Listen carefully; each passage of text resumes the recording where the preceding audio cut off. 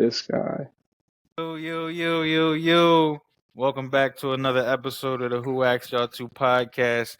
Best podcast out right now. Facts. Featuring some of your best co-hosts around right now. Myself, Chris Porter, my brother on the other side, M. Dot. We back serving y'all with a fresh batch of new content. Mm-hmm. What's going on, brother? Tell the I'm people good, how you brother. doing. I'm good, man. Can't call it. Everything's going well. Had a good week. Got the kids this weekend. They're running me ragged, but other than that, I'm doing well.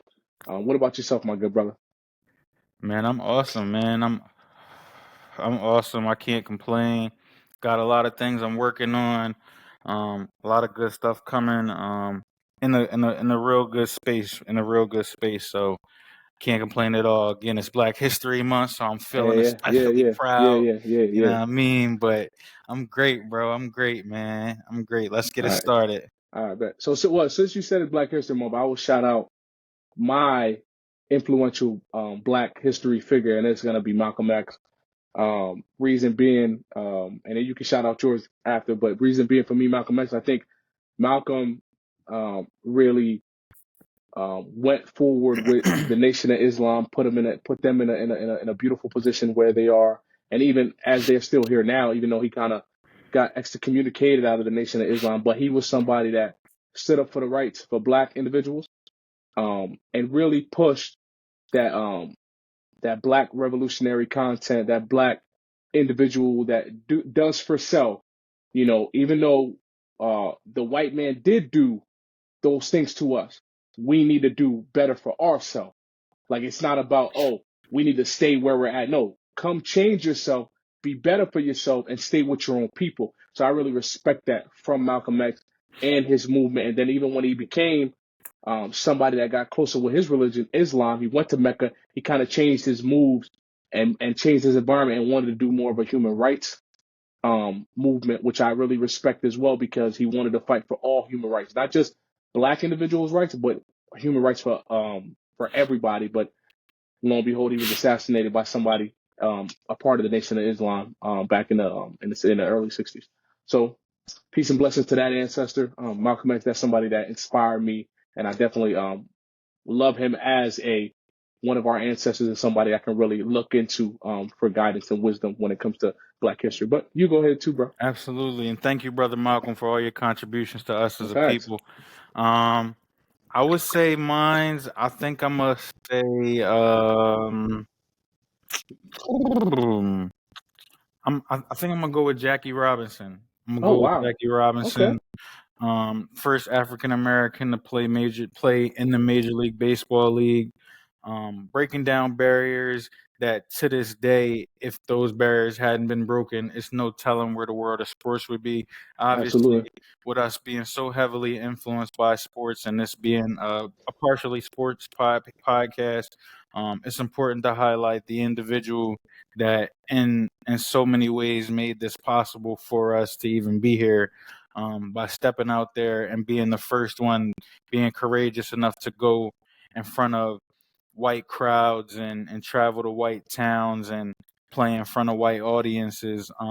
Without Jackie Robinson, we don't get some of the great athletes and some of the great sports storylines that we've gotten since that time. So I want to go with Jackie Robinson because, again, I don't know if we'd be here being able to do what we love and talk about the things that we love if it weren't for Jackie Robinson. So salute to Jackie Robinson as well. Salute to Jackie Robinson, man. Contributions, man.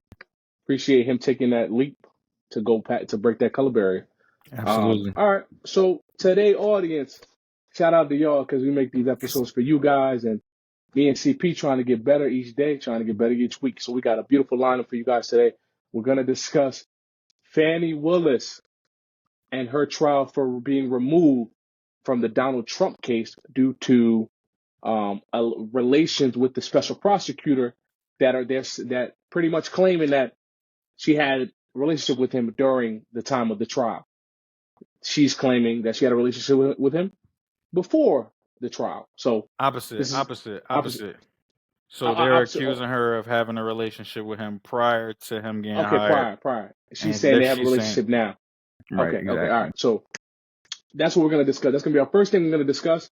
Second, we're going to talk about Patrick Mahomes just won the Super Bowl. Shout out to Pat Mahomes and the Kansas City Chiefs, beating the 49ers. But there's a debate going on. Who's the greatest, him or Tom Brady? So we're going to discuss that. We're going to compare them in their ages now, when he was 28, when Tom Brady's 28, and what his age and what Pat Mahomes' age right now. We're going to do a comparison. We're going to see who's best. We're going to give our opinions on that. And lastly, back on Biden. Y'all want us to talk about Biden? Here we're talking about Biden. So we're going to talk about how an FBI informant, and this article comes from Al Jazeera. FBI informant was charged with lying about Biden ties to Ukraine firm. So a lot of times people were saying, oh, this is fake news. Biden, Ukraine, there's no ties there. There's proof. There's proof. So we're going to talk about that. You Biden, people that love Biden, we're going to talk about your guy today. Since you guys say we all talk about Republicans. No. We talk about politics, right? Our own political views. That's our views. But we talk about politics. So right now, what's hot in politics right now is the Fani Willis removal from Donald Trump's trial, indictment, and Biden and the Ukraine ties. So let's get into it. So let's go. First thing we're going to talk about, right? Fani Willis, right? So she's on trial right now. They're trying to test whether or not she's going to be removed from the case. She indicted Donald Trump on August 14th, 2023. And it was a numerous charges, over 30 to 40 different sets of charges, stemming from anywhere from false statements, conspiracy, multiple charges of conspiracy, false statements, multiple counts of false statements, conspiracy, criminal intent, a bunch of numerous different charges that dealt with from anywhere from false statements to conspiracy to falsifying documents. So there's a lot there, right? She got indicted. Donald Trump got indicted. And now, as the indictment goes on and they're trying to begin trial, she hires a special prosecutor by the name of Wade. This individual comes on her team.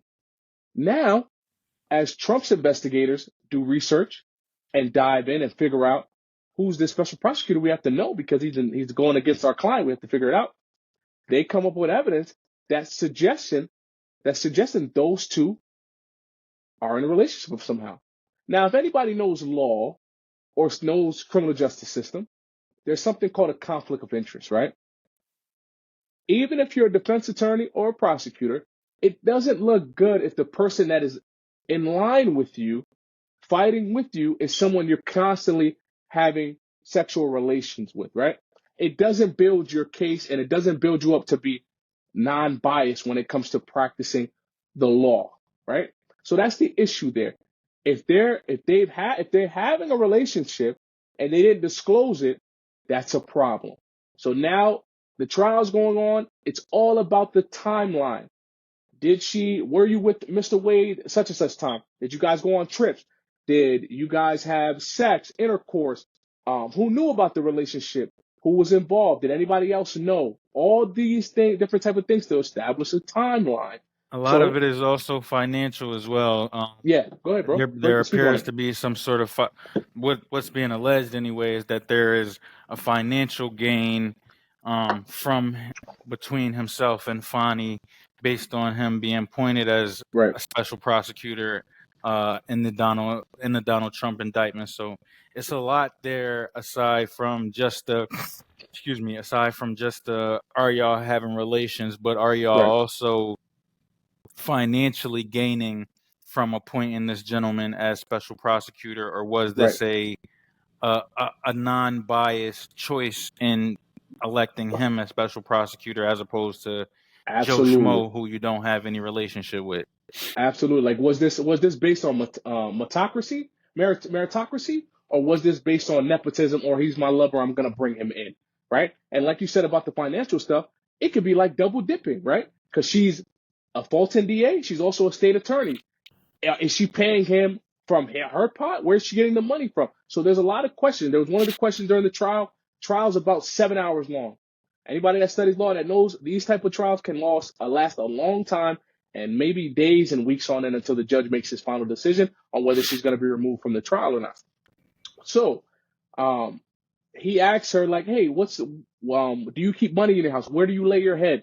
And, Fani Willis says, growing up, my dad used to always say, keep money in the house, right? Always keep money in the house. So she has money in her house. She has anywhere from $500 to a couple She thousand, said $20,000. that he told her to keep 6 months worth of cash on you in your 6 house months. at all Yep. times. So Yep. apparently So that's a regular thing for her, is right.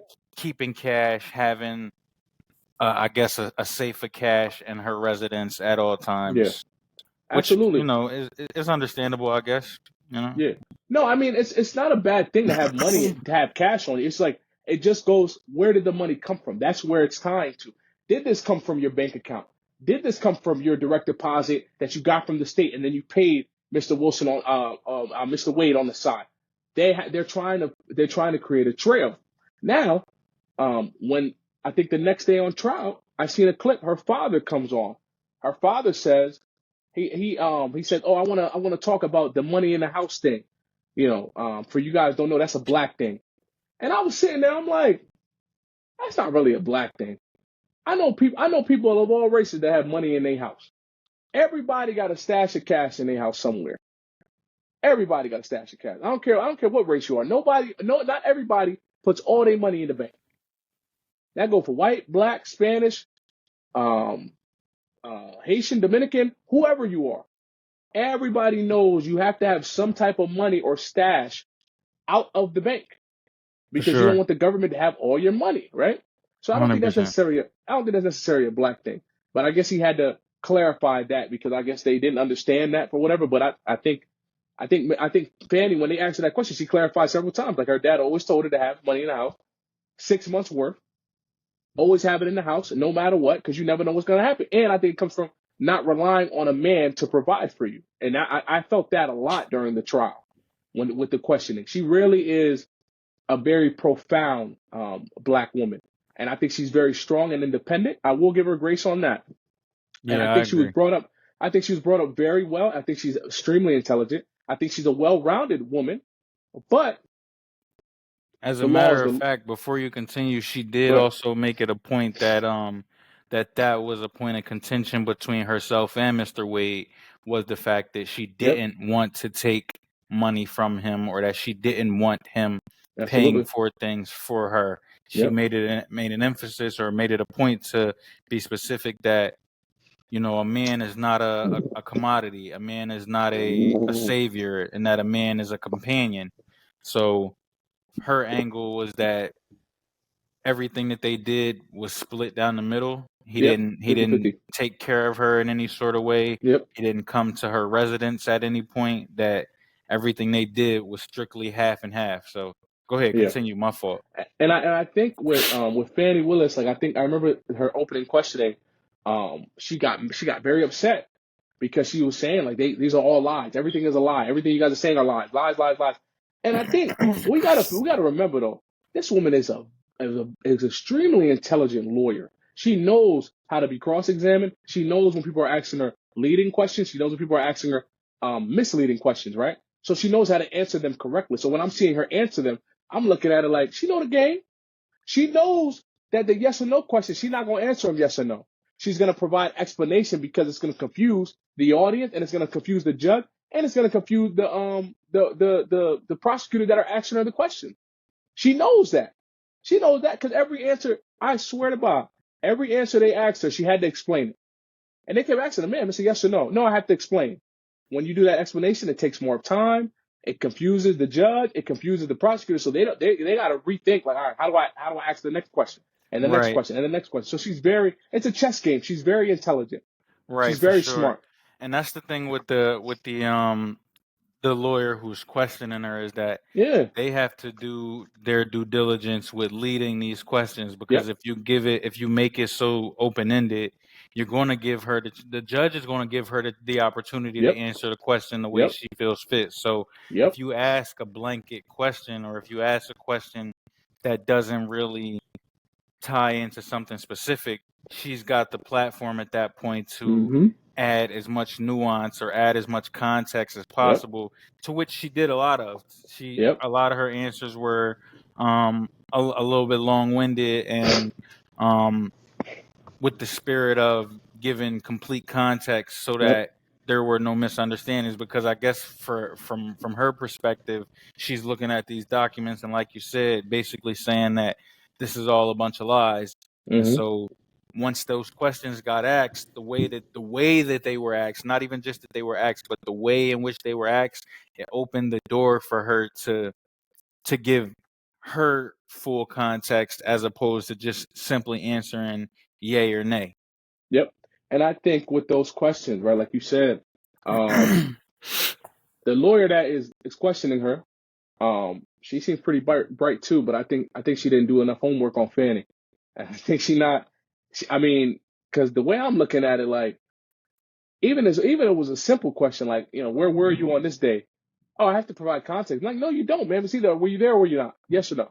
And it's giving her a lot of leeway, like you said. They asking her a bunch of nuanced questions, but I think people got to remember, the audience got to remember, this all breaks down to whether or not the relationship happened during a certain period of time. And if it did, she's getting removed off the case. If it didn't, she stays on the case. So my question to you, Chris, if you're Donald Trump, or if you're in the same situation, you know what I mean? Do you think you think it's fair if someone appoints somebody as a special prosecutor that they had relations with? You think that's fair? You think that's fair game? I mean, at the end of the day, it was an undisclosed relationship, so I don't think that I think they're going to get removed from the case, point blank, period. Do I think that it's fair? I don't know the brother's background, so he may be extremely qualified. He may be a very skilled prosecutor, and that's all dope. Like, that's all good, because ultimately you want the best person up there, right? You want the best trying of the the case, like, because it's an important case at the end of the day as well, right. too. So with that being said, you wanna be in a position where the opposition doesn't have any ammunition that they can use to call for a mistrial, or call for the charges to be dismissed. So when you consider all those things, I think it was a mistake to appoint him in the first place. Now, I don't think, from what I heard or from what I read, he wasn't necessarily the first choice, but most people didn't want to take this case, so it ultimately fell onto him, as he was just the next most qualified person. But even with that being said, knowing that there was a relationship of some kind, regardless of how intimate it was, the fact that there was a relationship where there were personal trips being taken, personal time being spent outside the workplace, finances being exchanged, money being exchanged, exactly, things like that. It adds a layer in there for the defense to call into question the legitimacy of the entire thing. And when you fight in a case this big, like I said, you want to make sure you dot your T's. You dot your I's and you cross your T's. You know what I'm saying? So, I don't think it. I think that they're doing the best job that they believe that they can do. Unfortunately, though, when you make a mistake like this, you put yourself in a position to jeopardize the entire thing. And that's what to me, that's what they've done at this point. Is the focus is no longer the election interference, or trying to steal an election, the allegations that were made against the people who were charged. The focus is now on the prosecutor and her personal life, and the salaciousness surrounding her personal life. So I think it was a mistake. I think it was something that it was an oversight that should have been caught well before we got to this point. And now that we're here, it's no telling how the case is going to unfold. Like, I think that she's going to get removed. I think he'll get removed. And at that point, is the case actually even going to get tried? So I don't think he should have been appointed at all. Yeah, I'm in the same sentiment as you. I think, like you said, a case of this importance, like, you can't leave any stone unturned, right? You got to make sure your shit is perfect, because what did this lead to, right? So just something as, people might say that, oh, this doesn't mean anything, it's not that serious. I get it. But what it leads to is, if this case went to a point where they didn't bring the A game and Donald Trump does get mistrial or acquitted or whatever happens, people are going to go back and find evidence and say, oh, well, they were in a relationship.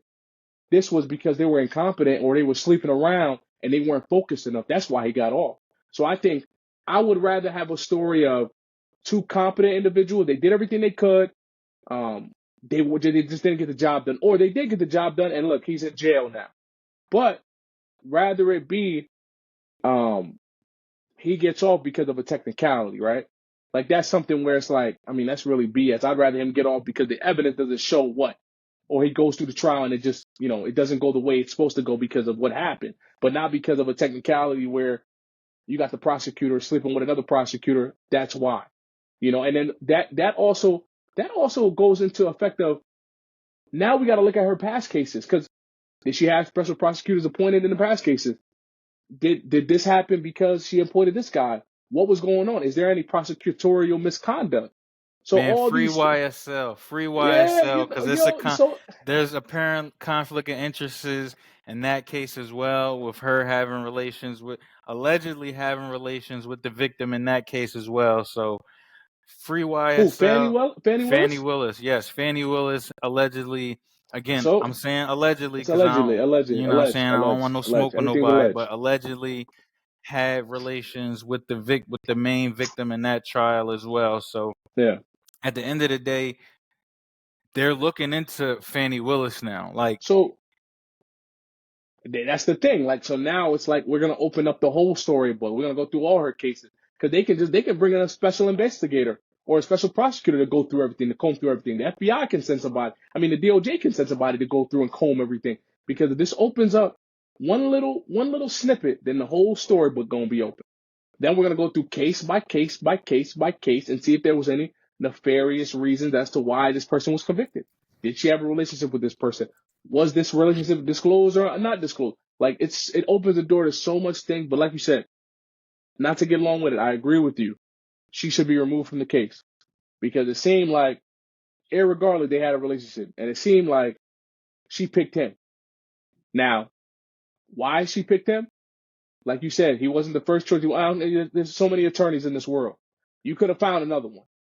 You can't say you couldn't have found nobody else. You could have found somebody. You talking about nobody wanted to take this case. Nobody wanted to try Donald Trump and go down in law school history, law infamy. Nobody wanted to do that. Come on, man. Don't give me that. Don't give me that nonsense, man. Don't give me that. Don't give me that. I mean, it's going to be like we both said. It's going to take away from the importance of the case now at this point, and it's kind of like a formality that she'll probably get removed.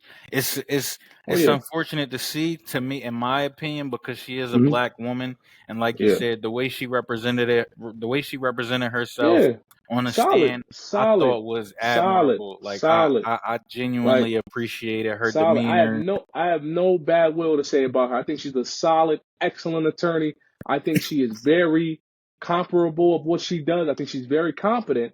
But this little pen stroke of nonsense is gonna be a bad book on her. And you're dealing with Donald freaking Trump. Like you don't bro, you don't think he don't have investigated? Like, I don't understand. Yeah, I'm confused. Yeah, man. It's one of those things where it's a mistake that shouldn't have happened, because you taint your entire case. Like, you taint your entire case, and I don't know, how strong the evidence was in the first place. I can't speak to that right now.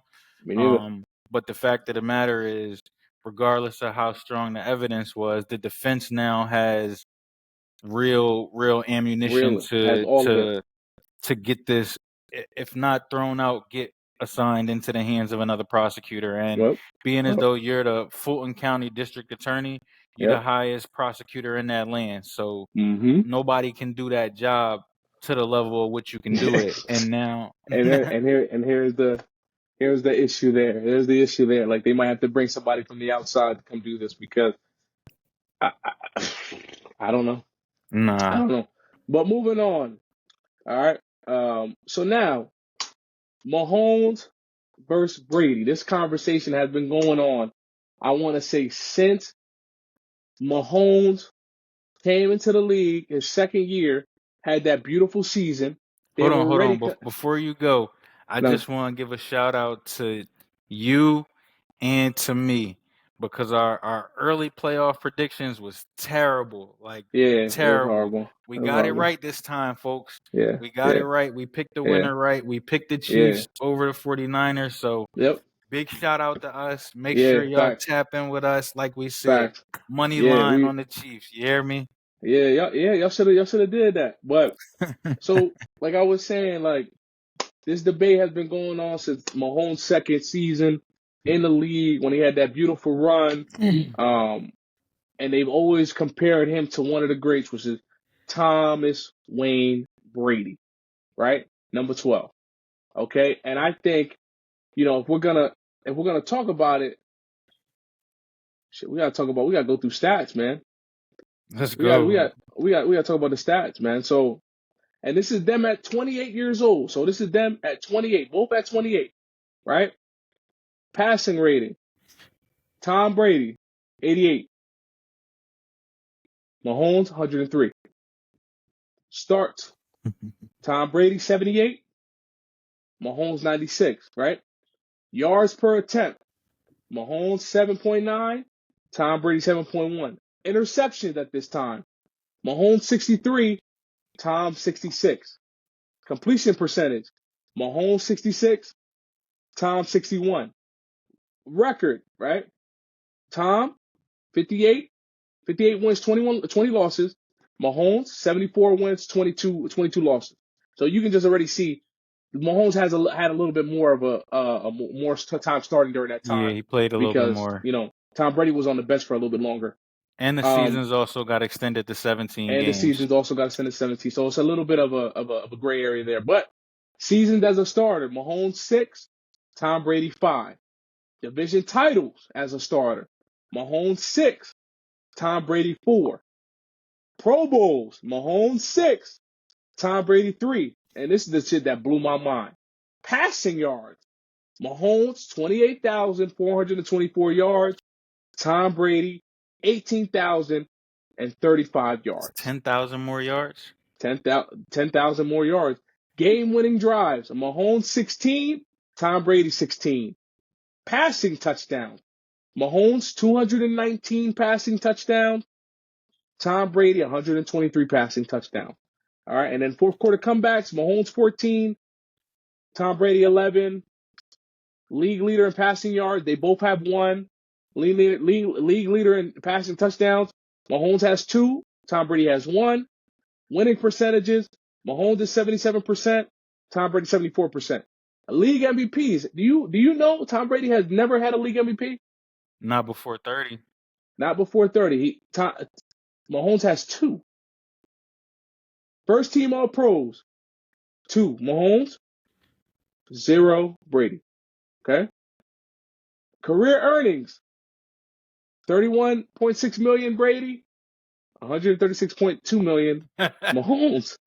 So I mean, I don't, I don't know. And then let's go to Super Bowls, right? Yeah. So conference championship appearances: Mahomes 6, Tom Brady 3. Super Bowl wins: Mahomes 3, Tom Brady 3. Oh, 3. Super Bowl record: Mahomes 3-1, Tom Brady 3-0. Super Bowl MVPs: Mahomes 3, Tom Brady 2. So I mean,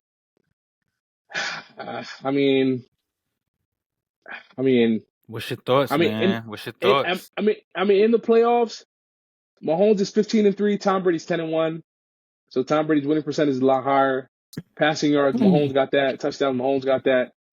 So I mean, my thoughts is, man, at this age, I mean, if Mahomes retired tomorrow, he'd be in the Hall of Fame. I mean, there's no question about it. But goat If wise, yeah, go. It's like you. What's that phrase you always say? What's that phrase you always say? You always say that phrase. It's It's in due time, or it's too early to tell, or some shit. You always say a phrase. Yeah. What's that phrase you always say? I mean, shit. I don't even know. I know it is way too early to tell, though. I mean, it's still a lot of time left. I can't. I mean, if I'm comparing them both at 28, then I'm gonna go with Mahomes at 28 years old. You know, his record itself is just blows Tom Brady's out in the water. Like, there was no pictures on here, you would pick the record with the most wins, the most yards, the most touchdowns. He beats Tom Brady in a lot of categories. But the GOAT. Go ahead. My fault. The GOAT. I mean, not really, because we don't really know. Because Mahomes has, how many Super Bowl championships he has? He has 3 Super Bowl wins. Tom Brady has 6 Super Bowl wins. 7. Right? 7 Super Bowl wins. So to call him the GOAT, no. Because Tom Brady won the Super Bowl with 2 different teams. Mahomes hasn't done that. He's been on Kansas City all the time. Tom Brady came into the league as somebody that already had a chip on his shoulder. He came in, drafted 6th round, last pick. So I think 199th pick. So he's somebody nobody even knew about this kid. And Mahomes had some flair in college. They knew about him in college. He wasn't trash in college. He was above average. He wasn't trash. Yeah. He was above average. But yeah, I think it's too early to tell. But I think definitely top quarterback. Mahomes at 28, top quarterback, GOAT, it's still Tom Brady. In my opinion, just because we just can't really put Mahomes as the GOAT yet. Only if he retires right. If he retires right now, I mean, I don't know. I don't know. Go ahead, bro. Let me hear your take, I mean, man. I got a lot on it. So, like, I'm going to start with, you know, Brady came up playing in the early 2000s, right? Yep. So part of those numbers that you mentioned, for me personally, are a little just a tad bit misleading from the standpoint that the game was so different in the early 2000s. There was still a heavy emphasis on running the football. Oh yeah, 100%. Yep. Those New England teams, they always had a good running game. They always had a pretty good running back on their team. They didn't rely on Tom Brady so much earlier in his career to the extent that they did post 30, when especially after he like tore his ACL and came back from that, and they got Randy Moss and stuff like that. Goddamn, that was a crazy season. No, probably his best season ever, I would say. Undefeated up until the Super Bowl. Crazy. You know, so it was a different time at that point. So I'm not going to kill Tom as far as the debate goes for before the age or 28 and under, just because of the different styles of play at that point in time, when they were coming up. But what I will say, and I was thinking about this, right? Because to me, this is like totally different from like when you compare MJ and LeBron. Because we was so young when Mike was still in his prime that I don't know if we got to enjoy it as much. Whereas obviously we get to see LeBron in his prime right now. With this, we saw Brady at his peak. We saw Brady at his best. Now we're getting to witness Mahomes in the midst of his prime, in the midst of being the best at this time. In my opinion, just based on eye test, I would say Mahomes is the greatest quarterback that I've ever seen. And that's not taking nothing away from Tom Brady, because I think that situationally, Tom Brady was probably the best quarterback ever. Not probably, hands down, the best quarterback ever. There's no question about that. No question about that. Always capitalized on the big moment, made sure to get his team to those big moments, was the glue to those Patriots teams. So Tom is obviously... And sorry to cut you off, but let's not forget, Tom always took a pay cut. He never went for the big pay. Always. So he was always a team guy. I don't give a damn what you say. Team first, winning championships first. He never took a big payday in New England ever. Nah, because so I can't. No other quarterback can say what he did. He always took less to keep everybody on the team happy. So 100%. And I mean, he understood the value of the team around him, which you got to salute him for, because in an era where, like you mentioned, like everybody takes the big payday, everybody is waiting for their big payday to cash out, not considering salary cap ramifications that's going to have on the rest of your team. I think Mahomes will, in his own way, try and duplicate that if at all possible. I think he'll still make a lot of money just because there's so much revenue behind the NFL, period. They got so many deals that there's an abundance of money to go around.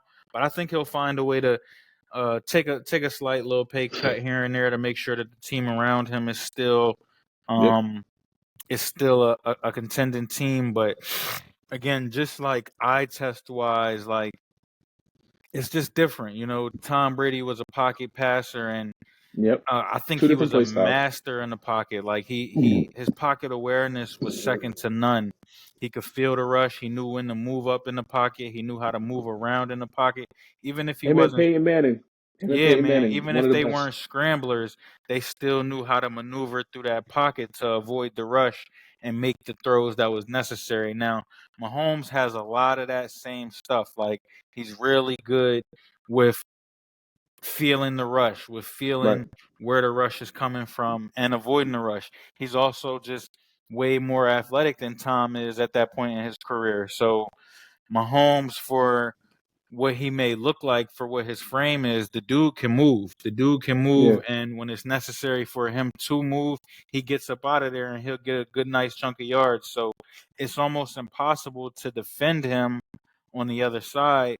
Because if you play his own defense against him, he's going to pick his own defense apart. Like he's going to find the open man. Him and Travis Kelce at the very minimum, like share a brain to the point where they're going to find the soft spot in the zone and take advantage. If you play man to man and you turn your back on him, he's going to take off on you. He's going to take off and he's going to pick up a good 20 yards, and you're going to be sitting back there wondering like, yo, what the heck just happened? Because I thought we had him. I know from experience. You know what I'm saying? But no, I think Mahomes is the GOAT, man. I think Mahomes, and if he's not the GOAT yet, based on like obviously championships and rings and things like that, I think eye test wise and I think like just skill set wise, he's the best that I've ever seen. I used to think that like it was Aaron Rodgers based on like not necessarily wins and like championships, but just how he played. Yeah, like the eye test and the way he could throw it at different arm angles and like move around the pocket and throw on the move. But this dude Mahomes is just like next level when it comes to that, man. Like he's not only is he a top athlete, like so he can do anything on the field, but he's also clearly cerebral. Like he's super cerebral in his preparation and in his awareness of the game. If you notice in a lot of those big games, because in the playoffs he's trailed a lot. Like he's been behind a lot. He's one of those dudes that starts to figure it out, starts to figure out what you're doing and how you're defending him in the like throughout the course of the game. And so, he brings everything that Brady brought as far as preparation goes, film study goes, knowledge of the game goes, knowledge of the opposing team's defense, as well as what, like I mentioned, what Aaron Rodgers brings is that athleticism, that willingness to create something out of nothing, that ability to almost play like backyard football and turn it into just a recreational thing where he's just running around and next thing you know he's finding an open receiver and it's a 30-yard gain on you when you thought you had him sacked for a 10-yard loss. So he's got that effect, man. He's got that effect right now where people going to get tired of it. People are going to hate it. I hate it. I can't stand it. I'm ready for somebody to come and knock him off, but you got to salute the greatness, man. Soon. Like I mean I agree with your take, but I think in our time, if we're talking about like him as a quarterback, as just being that guy, absolutely, he's been the greatest. I mean, I don't know. We grew up in both eras though, so it's kind of hard to kind of say is Mahomes the greatest quarterback we've seen.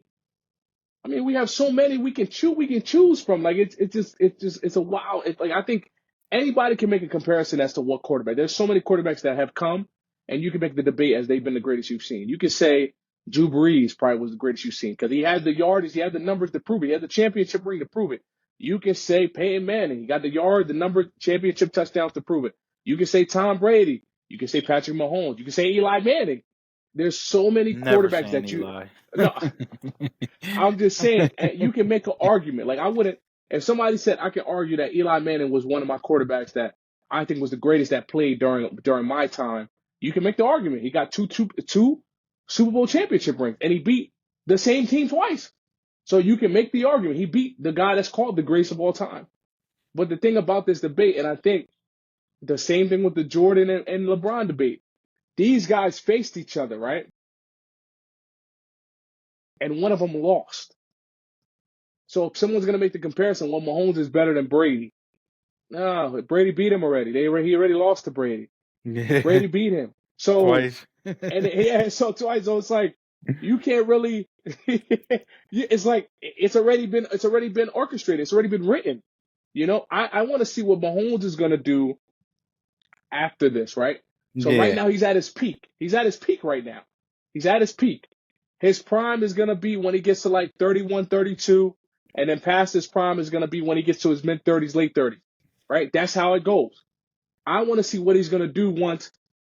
Andy Reid's not going to be coaching for the next 5 years. I don't think that's going to happen. I think Andy probably got 1 or 2 more years in him, and he's out of here. He's in his 60s already. I don't think he's going to stay until God knows how long. And next year, are they going to be able to keep everybody? There's so many particulars. Are they going to be able to keep up with the CJ Stroud? Is CJ Stroud coming back? Like, it's so many particulars that can they come back and do the same thing all over again? I don't think so. But this is why I'm gonna counter that point, right? Because they said that same thing when Tyreek Hill left. They said that when Tyreek Hill left, like, yo, he lost his best weapon. Are they going to have enough to get it done? Where's the offense going to come from? And the guy has won 2 Super Bowls since that happened. Yeah, but we can't say that Tyreek was his best weapon, though. He statistically he was. I mean, okay, but I'm talking about someone that held the team together. It's Travis Kelce, bro. Travis Kelce is through and through his best weapon. Travis Kelce can catch the ball first, second, third down and get you where it needs to go. Let's keep it clear. All right. Tyreek Hill made a decision for him because it was money involved. And look where that landed to him. Look where that landed him. He's with a concussion called quarterback that can throw 4,000 to 5,000 yards but can't get the job done. That's where he's at. He can't play in sub 40-degree weather. Yeah, and he got another receiver on the other side of him where it's like, well, we should be dominating. So Tyreek Hill made a dumb decision. Everybody's going to look back at that and say, yo, bro, that was dumb. Why did you do that? Why didn't you talk it out? Why didn't you say, yo, you know what? I want to stay longer. Come on, let's do something. Let's try to fix it.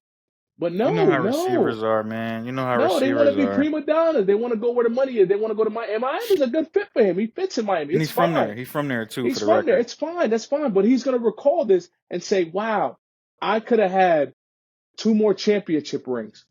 I could be in the elite status of receivers, but I'm not. I'm not anymore, right? That speed is only going to last him up to a certain point. He's not going to be fast forever. He's just not. You know, he's going to be going down in speed, and he's not the tallest guy in the world. No, he's not a big dude. He's not going to last forever, man. Like, I mean, I don't know. I mean, I just think my only point was just to say that, like, the Chiefs have dealt with that. The Chiefs have had to deal with the narrative of, yo, y'all lost such a great player, and how are y'all going to continue things? I think they've shown, at least for the past 2 years, that in spite of a piece or two that they may lose that may be considered elite, that as long as they got that quarterback on the other side, that quarterback that we're 15, they'll be all right. Now, if you subtract Travis Kelce from the mix, now we having a different conversation. That's a problem. Travis Kelce's getting older too. He's not a young dude by no means. He's slowing down a little bit as well. Didn't have quite the regular season that he may be accustomed to having. He was sub 1,000 yards this year, even though he could have got it in the last game of the season if he chose to play. But you know why? You know why? Oh yeah. You know why though, right? Go ahead and tell me.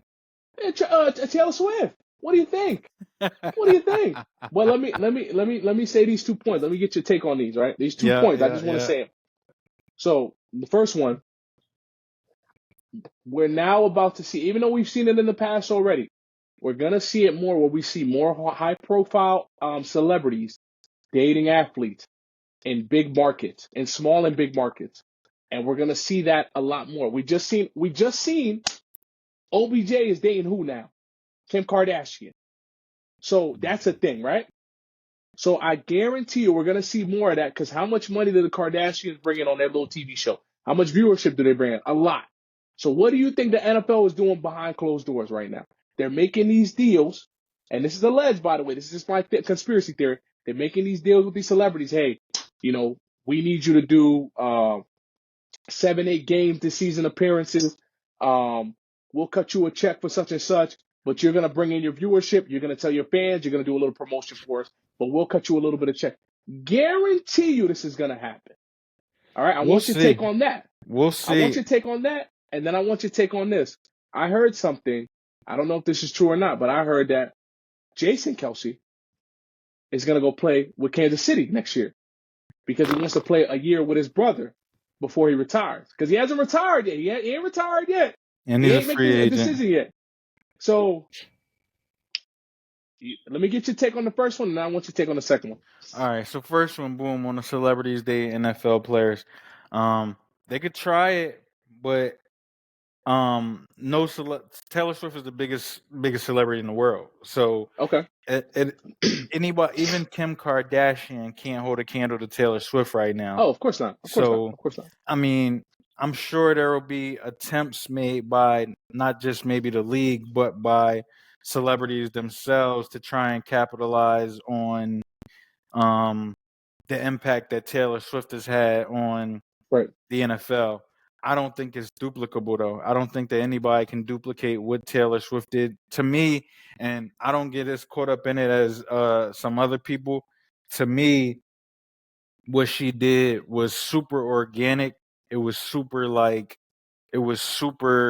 spur of the moment. I don't think that anybody necessarily expected it or that it was something that like people were looking for. Chris, come on. No, seriously. You telling me this wasn't orchestrated, bro? Come on, bro. Are you serious? I don't think that it was. I mean, too naive, my brother. Once we get further into the season, I'm sure the NFL realized, like, hey, we got a golden opportunity here, having the biggest star in the world show up to our games every single week. I'm just talking about strictly from Taylor Swift's perspective, that it was just an organic, I'm just going to the game to support that dude. Now, once the NFL realized how much they were benefiting from it, of course they're going to put the cameras on her every chance they get because she's the biggest star in the world. She's actually active during the games, like showing emotion and stuff like that during the game. So it plays well for the NFL. I don't think Taylor Swift gained anything from it. It's not like she got new fans because she was showing up to the games. She probably did. We can't Most discount of them people that. was probably already Taylor Swift fans just based off of the amount of attention that she already draws.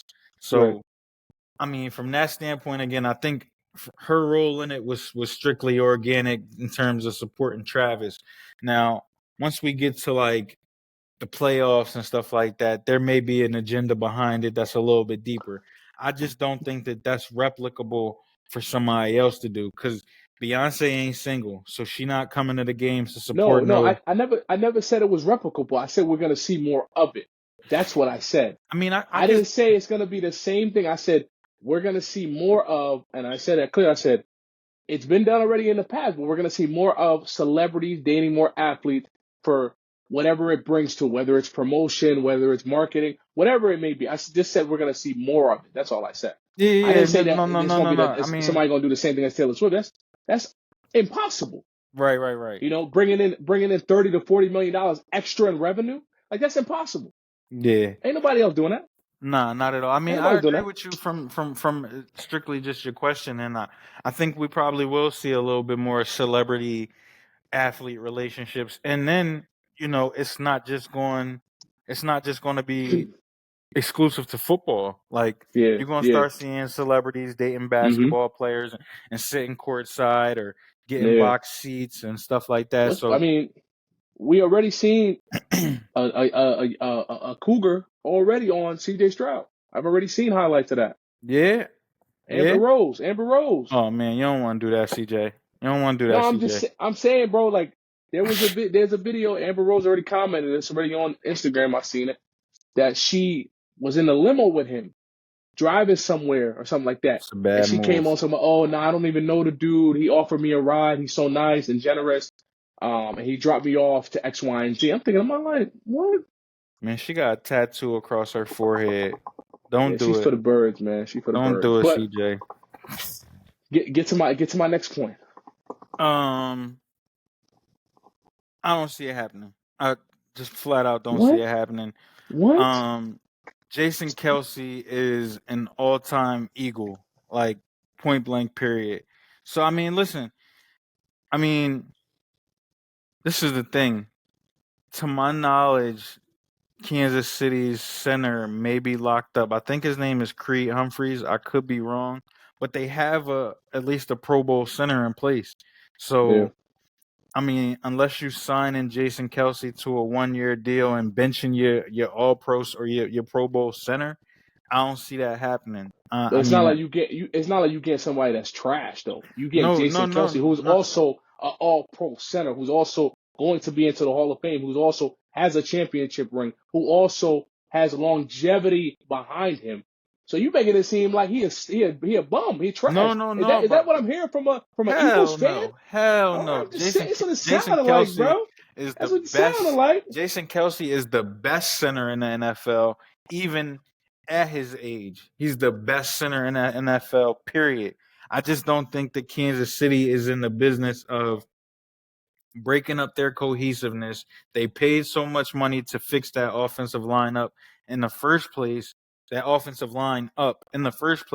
right?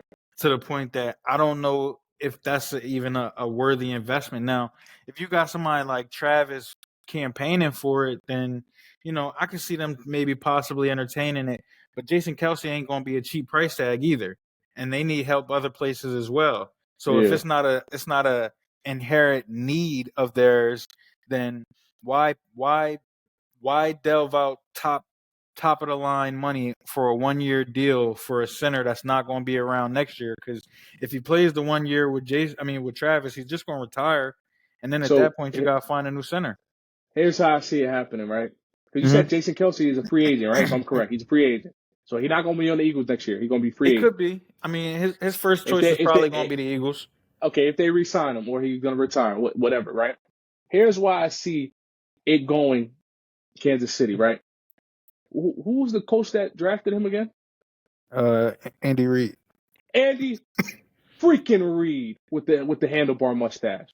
So I think that their chemistry speaks volumes. I mean, even when he speaks about Andy Reid, he holds him in such a high regard.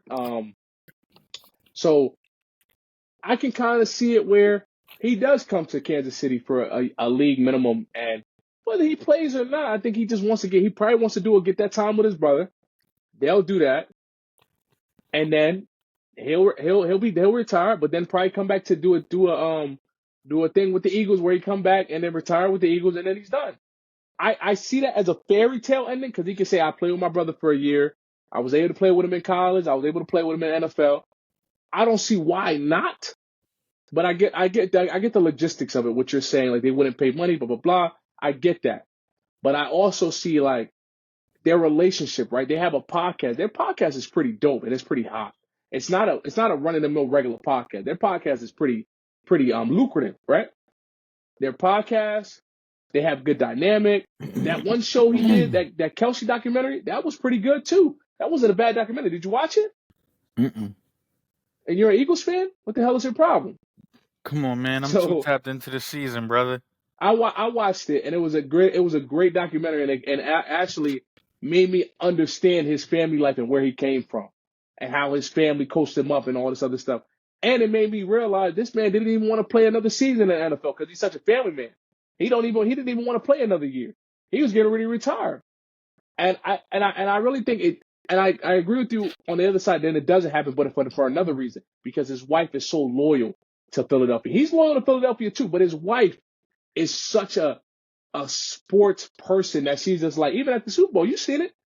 He had Kansas City stuff on. She refused. Didn't have nothing. She had Cincinnati. She had University of Cincinnati stuff on. And I love that, man. Shout out to her. She's a very loyal, down to earth girl. Like I encourage you to watch that documentary. I encourage everybody to watch that documentary about Jason Kelce on Amazon Prime. A very good documentary about a man who played the league as long as he had, earned his right, earned his keep, but also battling issues when it comes to, should I still keep playing at my age? I have a family now. What should I do? And I think every man kind of goes through that, not on the NFL level, but just in general when it comes to like taking a different position at work, changing career fields. Am I missing my kids this? Am I missing my kids that? Where am I in life? And I think every man struggles with that internal strife of, am I being the dad that I want to be because I'm not here majority of the time? I'm missing things. So I think I took it from that perspective. But I didn't mean to get all long-winded like that. But like I said, I agree with you both ways. I think he can go for the sentimental value of being with his brother, being with his first coach, being in that dynamic, or he can go with the Eagles, play another year, or just retire and just be like, I'm done. I think he's going to retire. Yeah. I see him leaning towards retirement. Shout out to Jason Kelce, yo. As an Eagles fan, I really do appreciate you for all the work that you put in over the past decade plus, man. You gave me a lot of great memories. 2017, 2018 was one of the best years of my life as a sports fan. So thank you, Jason Kelce. No matter what you decide, you are an all-time Eagle. I'll always be appreciative, and whatever you first decide, ballot Hall of Famer too. Yeah, 100%. First ballot automatic. 100%, man. 100%. First ballot. I don't think there's not no candle to it. But you know what? Oh, I think our next segment, when we do talk, we need to talk about how people get inducted into the Hall of Fame, because a lot of people they're trying to put in the Hall of Fame right now, they don't belong there. I gotta look up the list. I seen Devin Hester was the highlight of the list. Devin Hester. Look up the 2024 inductees and the name they got on there. We'll push it for another segment. Yeah. But just we'll talk about that next time. But all right, moving on to our last topic.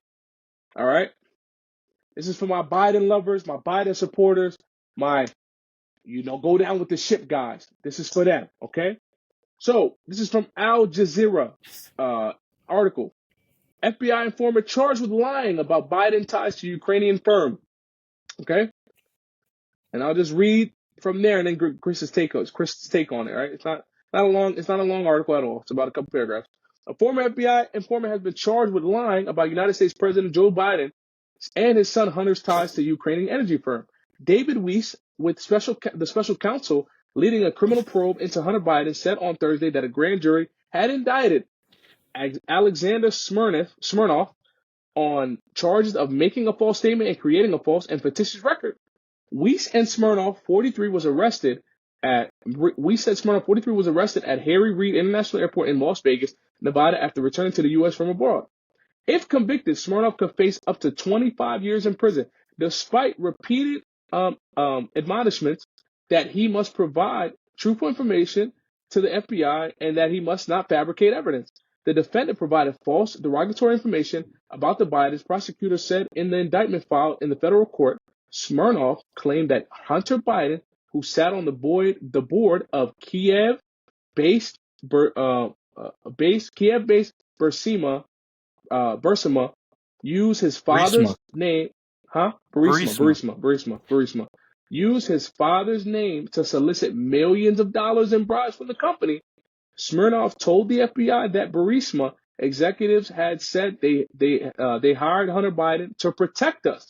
in quotes, through his dad from all kinds of problems, and that they paid Hunter and Joe Biden $5 million each in 2015 or 2016, according to the indictment. Republicans seized on Smirnoff's claim to accuse the Biden family of corruption and justify a U.S. House Representatives inquiry into the president's impeachment. The then House Speaker Kevin McCarthy cited bribery allegations made by a trusted FBI informant when he announced the impeachment inquiry into Biden last year. Hunter Biden's lawyer, Abe Lau, said the indictment vindicated months of warnings that Republicans were engaging in conspiracy theories fueled by people with political agendas. We were right, and the air is out of the balloon, said Lau. Hunter Biden, who was last year charged with tax evasion and firearms-related charges, sat on the board of Burisma from 2014 to 2019. During some of that time, Joe Biden was vice president under former President Barack Obama. So how you feel about that? I feel like the article said, well, from what I recall from the article, it's kind of vindication for Hunter and Joe Biden, the person that was the person that started and fueled these allegations has been found to have lied. Bottom line. So all the efforts as far as getting Joe Biden impeached based on potential bribes accepted are pretty much baseless at this point, unless there is evidence out there aside from what this gentleman, Mr. Smirnoff, presented, and he was the one who introduced this information. Then it pretty much shows that, you know, the impeachment inquiry really is baseless. Like, there isn't anything there at this point. They don't have anything there to show that there was bribes accepted. This gentleman has been found to have provided false documentation reflecting that there was a bribery accepted. And so the narrative that the Biden family is crooked in some way, shape, or form is pretty much, in my eyes, like unfounded. It was a fabricated story. It was a fabricated narrative. Now this gentleman is going to be brought up on charges for his fabrications, as he should be. And so if there's more there, you know, hopefully it gets uncovered. And so that way, if there's legitimacy to having an impeachment inquiry, and if there's evidence of high crimes committed by the president or by those associated with the president, then obviously there should be repercussions. But just specifically with this situation, as far as there being allegations about bribes being accepted, when your number one witness, when your star witness, when your star informant who brought this information to you is found to have lied about this information, then it's kind of like you got to throw it out because your case is weak at this point. You wouldn't put him on the stand as a credible witness to say this, and that happened because he's charged for lying. So it's I don't know if it's the end of the story per se, because obviously I think that those in the Republican Party that have their interests set in impeachment are probably still going to keep looking to find any potential wrongdoing. But when it comes to those particular allegations, it has to be said loudly to me. It has to be said just as loudly as it was said that there was corruption, that this was a lie. Because at the end of the day, I think Joe Biden and Hunter Biden have played it pretty well. Like, they haven't really spoken too much on it publicly, or addressed it or entertained it publicly, because I'm sure they knew that this day would come at some point. And so I think, you know, for those who have, you know, ran to the hilltops to scream this, should probably be doing the same in terms of the innocence that's been at least that's been found thus far, you know? Yeah. No, I agree with you. I think now we can let this kind of die and let it go away, because there's more pressing matters that we have to attend to, instead of worrying about whether or not Biden took money or his son used money and used his father's name, whatever. Now we have evidence that shows it's not. Then we have to, let's focus on other things. Okay, So you're not tied to Ukraine. Great. That's out the window. Why are we still giving money to them? We need to focus on other important things. Why are we allowing so many people to come in this country? We need to focus on other things. Why does it cost $23 to buy ground beef? We need to focus on things that matter, because that's important stuff, right? So I was happy to bring this article up because, like you said, we have had comments in the past saying this is a Republican platform, black conservative, blah, blah, blah. Yeah, I am a black conservative. Yeah, I consider myself one. But at the end of the day, I am an open-minded individual. I'm not a one-minded track dude. So I tried to bring this article up to bring positives into, okay, this story is dead now. Let's not talk about it no more. So I don't care about the Joe Biden and Russia and Ukrainian ties no more. They're non-existent now. They don't exist. Somebody lied about it. So it's not credible. Even if they bring it up again, it's not credible. You can't bring it up again. It's done. It's dead. He's already been found charged for lying. He's done. Like you said, it's over and done with. So I think, like you said, if there's more evidence into something else Biden may have done, great, bring it ahead. But anything that ties him with Ukraine, I don't want to hear it anymore because it's dead, it's over, it's non-existent. And this is from Al Jazeera. This is not even a United States platform. This is from Al Jazeera. This is not a United States paper. It's not an American paper, not an American thing.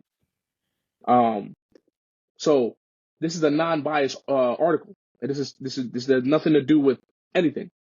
And I tried to bring something that was non-biased because it's not Fox, it's not NBC, it's not MSNBC.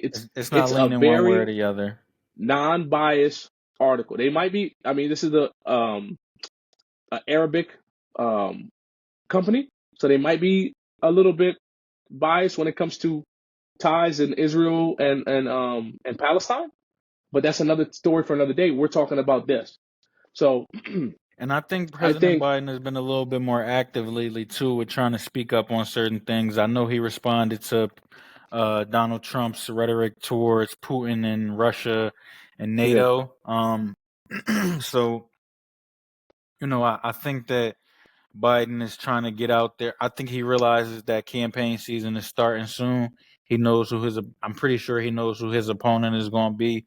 And so he's out there trying to address these things. My only issue with Biden is sometimes I don't think he's cognizant of what's going on. And what sense? What do you mean in what sense, bro? You haven't seen the clips of him just talking and rambling? You never seen clips of that? I listened to one of his speeches that he gave the other day condemning Donald Trump's rhetoric about supporting Putin, but I haven't seen much else. Okay, so that maybe they must have started giving him stuff for his brain, because I'm gonna keep it a bean. I haven't heard one. I think he even defended his memory recently too. Like he spoke on that as well. Yeah, because I don't know what's going on. But I will say, I did see a retort from Putin about the Tucker Carlson interview. If we can dive in that just a little bit, about him getting interviewed by Tucker Carlson. He said, he thought he was gonna get hit with harder questions. He thought it was going to be a lot tougher.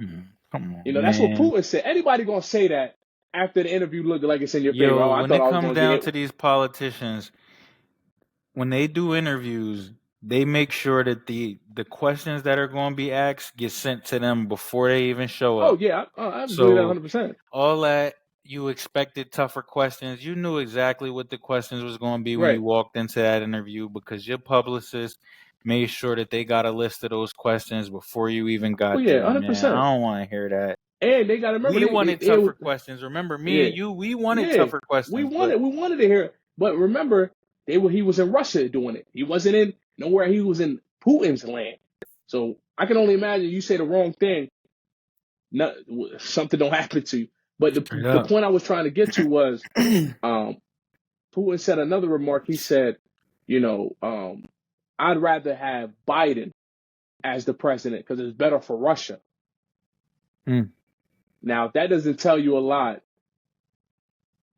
I don't know what it does. Because that tells me, and I remember we talked about last time, Putin made a remark when he did the interview. He said it really doesn't matter who the president is. It matters of what the elites want. I get that. But he still wants Biden as president because it's good for him. It's better for him because of the predictability of him. The predictability of him, the understanding of him, his years in politics, he kind of knows how to move with that person. Somebody like a Vivek or like a Donald Trump or maybe even I don't even know these guys, or like a Ron DeSantis, if they were still running, Nikki Haley, they'd probably give him a little bit more of a pushback. Nikki Haley would probably be the first one to say, let's go to war to Russia. She loves war. She loves war. Mm-hmm. She's very much in love with war. But I just think that kind of says a lot with Putin and Biden's relationship, because I think for him, I don't know, and I know he's not going to say it, but he making it seem like Biden's an easy mark from how I'm getting it, because you're saying, yeah, Biden's good for us. I don't care. Even with the United States sanctions, because they still sanction from the United States. The United States sanctions them. So they can't, there's no United States products over there anymore. Like there used to be a lot of United States products, McDonald's, Starbucks, all these different restaurants. When United States sanctioned them, all that shit went away. The restaurants are still there, but they're not American companies no more. They're like Russian companies now. Right. So yeah, so even with the sanctions, he's still like, I still want Biden. I'm like, wow, that's crazy. That's insane. Biden's rhetoric is being as tough on Russia as possible. So there's like a disconnect between the United States and Russia, clearly, because Putin in his interview with Tucker Carlson really sounded open to the possibility of a relationship with the United States. Yeah. And President Biden, for the things that I've heard, doesn't really sound or doesn't really have the idea in mind of wanting to work with Russia, wanting to be in cahoots or in an alliance with Russia. And I think why is because it's still that Cold War mentality. Like we're still in the 80s and 90s of like Russia's the enemy, Russia's the enemy, Russia's the enemy. Right. When it's like, we still got other people we got to worry about. You want to worry about Russia, Russia, Russia. And I think if it came to a point in time where we got better relationships with Russia, that means NATO's not a thing no more. NATO was created because of that. NATO was created because of an alliance. If we're good with Russia, what do we need NATO for now? NATO's non-existent. NATO's non-existent because if Russia's allies with the United States, they're not going to attack any other allies that are with the United States. They're not going to invade Germany or France or anybody else. They're all allies with the United States. Right. So if Russia and the United States become cool, NATO is non-existent. That's a whole non-governmental organization out of the woodworks. It's gone. That creates a big disparaging thing right there. Yeah, for sure. Absolutely. Yeah. All right. You got anything else, brother? That's our 3 topics, man. That's our 3. No, things. I got nothing else. Listen, Valentine's Day just passed, so happy Valentine's Day to everybody. I hope everybody got to get with their loved ones and enjoy their Valentine's Day. How was your Valentine's Day, by the way? My Valentine's Day was okay, man. Valentine's Day is a lot different now with children involved. It's just we just don't have time to really be all romantical, you know what I mean? Like back in the day. So, yeah, for sure. I think next year we'll probably do a little bit better planning on to get time to ourselves. But it was okay. It wasn't bad. Well, to the listeners, definitely hope everybody had a good Valentine's Day. Stay locked in with us. As you see, we still coming with fresh content. Football season is over, y'all, so it might not be as much football talk as we've been given over the past few episodes, but we'll still find a way to include sports into our episode. Yeah, it's going to be a lot of wrestling talk coming up. we're going to talk a lot of wrestling. A lot of wrestling. So, listen, we appreciate the support as always. Make sure you like, comment, and subscribe. Make sure you follow us on Instagram. Make sure you turn on post notifications so you get notified every single time we drop. Like I mentioned to everybody, the clips are coming out as well. So if you don't have the time to digest the full hour of the episode, you're more than welcome to watch some of the clips that we put out, because we want to make sure that all the information gets out there to everybody as much as we can. So that's all I got. Appreciate the listeners. Thank you again. This has been another amazing episode. Me and my brother. We out of here, y'all. Peace, peace, peace.